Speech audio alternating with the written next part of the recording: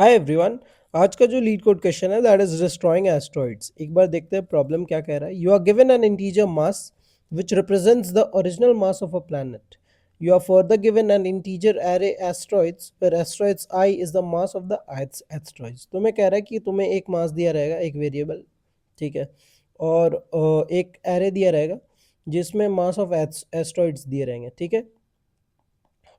तो मैं कह रहा है you can arrange for the planet to collide with the asteroids in any arbitrary order. मतलब ये जो भी एस्ट्रॉइड्स दिए रहेंगे तुम्हें, इसको तुम किसी भी ऑर्डर में अरेंज कर सकते हो। ये इसको आगे ला सकते हो, इसको कहीं भी कैसे भी अरेंज कर सकते हो। And if the mass of the, और तुम्हें इस मास, जो भी मास दिया रहेगा ना, ये एक प्लैनेट है मान लो, इससे एक एक करके इसको कोलाइड करना है दोनों को। अगर लेट्स सपोज ये 5 है और ये 7 है, तो क्योंकि प्लैनेट का मास ज़्यादा है, एस्ट्रॉइड का मास कम है, तो ये इस पे ऐड हो जाएगा और डिस्ट्रॉय भी हो जाएगा और ऐड भी हो जाएगा। 7 + 5 हो जाएगा, दैट इज 12। एंड उसके बाद यहाँ पे मान लो, उसके बाद 5 के बाद अगला जो था वो हमारा 14 था। तो 14 12 से कोलाइड होगा। तो क्योंकि मास ऑफ प्लैनेट कम है, मास ऑफ एस्ट्रॉइड ज़्यादा है, तो यार ये डिस्ट्रॉय नहीं हो पाएगा। तो तुम्हें रिटर्न करना है कि ये जो एरे तुम्हारा एस्ट्रॉइड ऑफ एरे दिया है, ये सारे डिस्ट्रॉय हो सकते हैं कि नहीं। अगर हो सकते हैं तो ट्रू रिटर्न करो, नहीं हो सकते हैं तो फॉल्स रिटर्न करो, ठीक है। देखो एग्जाम्पल से समझ में आ जाएगा। देखो ये एग्जाम्पल लेते हैं, ठीक है। इसमें तुम्हें जो प्लैनेट का मास दिया है दैट इज 10, और ये तुम्हारा एस्ट्रॉइड दिया है, ठीक है। तो ये एक रैंडम ऑर्डर में एस्ट्रॉइड दिया है। अभी हम लोग रैंडम ऑर्डर में ही इसको कोलाइड करने की कोशिश करते हैं। देखो मास 10 है, सबसे पहले ये 3 कोलाइड होगा, तो 3 छोटा है, एस्ट्रॉइड का मास छोटा है, और मास प्लैनेट का ज़्यादा है, 10 ज़्यादा है। तो ना ये 3 10 में ऐड होकर डिस्ट्रॉय हो जाएगा पहले और फिर ऐड हो जाएगा। तो आई अभी मेरा यहाँ पे था, डिस्ट्रॉय हो गया, ऐड हो गया, तो मेरा मास अब हो गया 13, 10 की जगह, ठीक है। ये 10 हट गया, मास हो गया 13। अब ये 9 आया।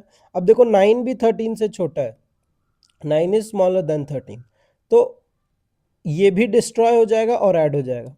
तो ये भी डिस्ट्रॉय हो जाएगा और 9 इसमें ऐड हो जाएगा, तो ये 22 हो जाएगा, ठीक है। अब आया 19, देखो फिर 19 छोटा है, तो 22 + 19 विच इज़ इक्वल टू 1, और इधर 41, ठीक है। तो ये भी डिस्ट्रॉय हो जाएगा 19, और इसमें मास मेरा 41 हो जाएगा, 19 ऐड हो जाएगा मेरे इसमें, ये 5 आएगा। ये 5 भी छोटा है 41 से, तो ये भी डिस्ट्रॉय हो जाएगा। तो ये मेरा बना देगा 46, ऐड होके ये भी डिस्ट्रॉय हो जाएगा। फिर लास्ट में आएगा 21, ये भी छोटा है, ये भी डिस्ट्रॉय हो जाएगा, और नया मास मेरा ऐड होके 46 + 21 इज 67, ठीक है। ये बना देगा और सारे डिस्ट्रॉय हो गए। यू कैन सी ये पूरा एरे का सारा एलिमेंट डिस्ट्रॉय हो गया, तो यू रिटर्न ट्रू, ठीक है।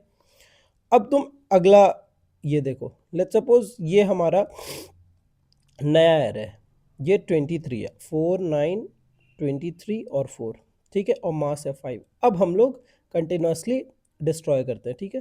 देखो पहले आएगा 4, 4 इस 5 से टकराएगा, और 4 छोटा है तो डिस्ट्रॉय हो जाएगा, और इसमें ऐड हो जाएगा, 9 बन जाएगा। फिर ये 9 आएगा, तुम देखना छोटा या इक्वल टू चाहिए हमें। तो क्वेश्चन में मेंशन्ड है ग्रेटर देन या इक्वल टू। 9 इक्वल टू 9 है, ये भी डिस्ट्रॉय हो जाएगा और इसमें ऐड हो जाएगा, तो 18 बना देगा नए मास को, ठीक है। अभी 23 आया, पर देखो 23 is not smaller than 18, 23 is actually greater than 18। तो मेरा जो एस्ट्रॉइड का मास है, ये जो एस्ट्रॉइड का मास है, दिस इज ग्रेटर देन जो मेरा प्रेजेंट मास है प्लैनेट का। तो ये पता है ये डिस्ट्रॉय नहीं होगा, हम यहाँ पे फॉल्स रिटर्न कर देंगे। पर देखो क्या ऐसा कोई तरीका है कि इस एरे को हम किसी अलग फॉर्म में अरेंज कर दें और उसके बाद डिस्ट्रॉय करें। तो देखो यही अगर क्वेश्चन तो मैं ऐसे दिया रहता ना, 4 9 और उसके बाद 15 और उसके बाद दिया रहता 23 और 4, तब देखो, और तुम्हारा मास 5 रहता, तो पहले ये डिस्ट्रॉय होकर ऐड होता 9, ये डिस्ट्रॉय होकर ऐड होता 18 हो जाती, फिर ये आती ना जैसे ही, तो तुम्हारा ये हो जाता 33। उसके बाद 23 आता तो वो डिस्ट्रॉय होकर ऐड हो जाता, कि 23 इसमें ऐड भी हो गया और डिस्ट्रॉय हो गया, दैट इज 6 एंड 56। फिर ये 4 भी आता, ऐड होता, डिस्ट्रॉय होता, तो 60 हो जाता तुम्हारा वैल्यू टोटल।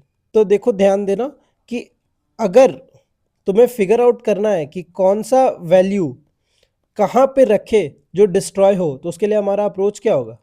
तो गाइस देखो इसमें ना हमारा अप्रोच कैसा रहेगा।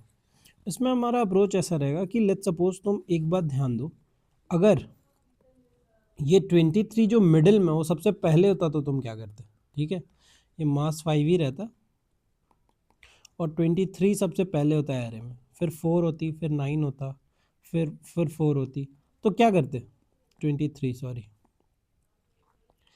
तो मास से तो ये बहुत ज़्यादा है, तो तुम शुरू में ही बोल देते फॉल्स।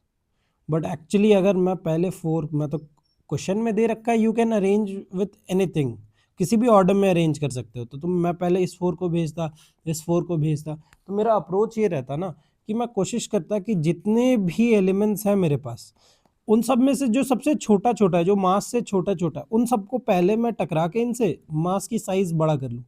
बाद में मास में कोई बड़े वैल्यू आएंगे अगर, तो ये ऑलरेडी उतना बड़ा हो चुका होगा, तो ना मैं सॉर्ट कर दूंगा।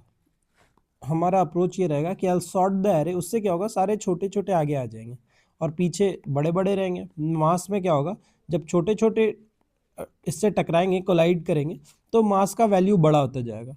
एंड बस हमें ये चेक करना है, क्योंकि सबसे बेस्ट तो हम यही सॉर्ट होने के बाद सबसे छोटे तो यही सब दे सकते हैं ना। अगर सॉर्ट होने के बाद भी कोई ऐसा बड़ा वैल्यू आ गया जो इससे बड़ा है मेरे मास से अभी तक प्रेजेंटली, तो फिर अपने पास कोई ऑप्शन नहीं है, we have to return false. ठीक है, क्योंकि सॉर्ट होने के बाद इसके बाद तो और बड़े बड़े ही होंगे सारे। ठीक है, तो that will be our approach. देखो हमारा सूडो कोड ऐसा होगा कि हम क्या करेंगे, हमारा है ASTEROID मान लो है एरे, तो हम क्या करेंगे इसको सॉर्ट कर देंगे। ठीक है, और सॉर्ट करने के बाद एक फॉर लूप रन करेंगे i इज इक्वल टू 0 से n तक। ठीक है, और यहाँ पे हम ले लेंगे एक मास, जो कि प्रेजेंटली मास नहीं, हम लोग एक एक्स ले लेते हैं वेरिएबल, जो कि प्रेजेंटली अभी 0 है। ठीक है, या फिर मास जो हमारा दिया हुआ है, ठीक है, मास जो हमारा दिया हुआ है 5। ठीक है, और फिर हम सारे एस्ट्रॉयड ऑफ आई को चेक करेंगे। अगर ये मेरा मास से बड़ा निकल गया यार, तो क्योंकि मैंने सॉर्ट कर रखा है तो मुझे चाहिए छोटा वाला, लेकिन फिर भी अगर बड़ा निकल जा रहा है तो रिटर्न फॉल्स। और एल्स, ये इफ वाला स्टेटमेंट, अगर छोटा छोटा बड़ा नहीं निकल रहा है, छोटा है अपने पास या फिर इक्वल है, तो हम क्या करेंगे उसको अपने मास में ऐड कर लेंगे। Mass plus equal to asteroid of I, वो क्या होगा, डिस्ट्रॉय भी हो जाएगा और मेरे मास में ऐड भी हो जाएगा। लेकिन अगर कोई बड़ा निकल गया तो फॉल्स रिटर्न करेंगे। और ये लो फॉर लूप अगर खत्म हो गया और एक भी बार फॉल्स रिटर्न नहीं हुआ तो लास्ट में रिटर्न ट्रू। बस इतना सा कोड था हमारा। यहाँ पे मेन कंसेप्ट था सॉर्टिंग।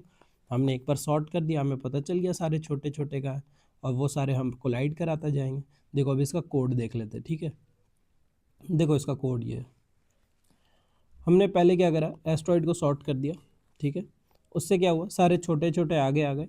एक मास ले लिया जो कि करंट उसका वैल्यू है। ठीक है, CUR, और उसके बाद फॉर एस्ट्रॉइड्स में जाके चेक कर रहा हूँ जो भी मेरा करंट इंडेक्स है, क्या वो मेरे मास से मतलब जो करंट मेरा इंडेक्स है A, क्या वो मेरे मास से करंट से बड़ा है। अगर बड़ा है तो फॉल्स रिटर्न कर दो, और अगर नहीं है तो अपने उसमें कर में ऐड करते जाओ और लास्ट में ट्रू रिटर्न कर दो फॉर लूप खत्म होने के बाद। तो ये था हमारा कोड। ठीक है, तुम एक बार ध्यान से देख लो, बहुत ही छोटा कोड है। इसकी टाइम कॉम्प्लेक्सिटी क्या होगी, सॉर्ट ये देखो ग्रीडी मेथड है, sort of n log n, यहाँ पे सॉर्ट करने में अपना n log n लगता है ना, ए, और यहाँ पे n, तो n log n plus n, तो अपना almost O of n log n आएगा। ठीक है, यही आएगा अपना टाइम कॉम्प्लेक्सिटी। और स्पेस कॉम्प्लेक्सिटी, स्पेस तो कुछ ले नहीं रहा है, बस एक वेरिएबल है यहाँ पे, और तो कुछ भी स्पेस नहीं लिया, तो O ऑफ 1 में हो जाएगा। ठीक है, this was the code guys. I hope question बहुत इजी था, तुम्हें समझ में आया होगा। ठीक है, थैंक यू।